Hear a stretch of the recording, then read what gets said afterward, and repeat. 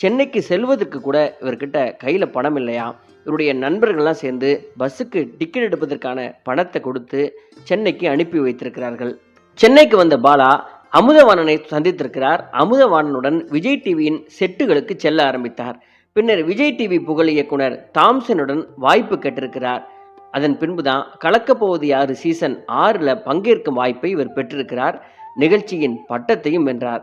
பின்னர் அவர் கலக்கல் சாம்பியன்ஸ் போட்டியிலும் பங்கேற்றார். பின்னர் கோமாளி சீசன் 1ல் பிரபலமான சமையல் நிகழ்ச்சியான குக்குவில் தோன்றும் வாய்ப்பையும் பெற்றார். அதன் பிறகுதான் விஜய் சேதுபதி கதாநாயகனாக நடித்த ஜூங்கா படத்தின் மூலம் கோலிவுட் இண்டஸ்ட்ரியில அறிமுகமானார். எப்பொழுதும் சின்ன திரையில பிரபலமாக கூடியவர்களுக்கு வெள்ளித்திரை தானாக கதவுகளை திறந்து கொள்ளும் என்பது இவருக்கு மட்டும் விதிவிலக்கல்ல. அதன் பிறகு காக்டெயில், புலிக்குத்தி பாண்டி உள்ளிட்ட பல படங்கள்ல சின்ன சின்ன வேடங்கள்ல இவர் நடிக்க ஆரம்பித்தார். பின்னர்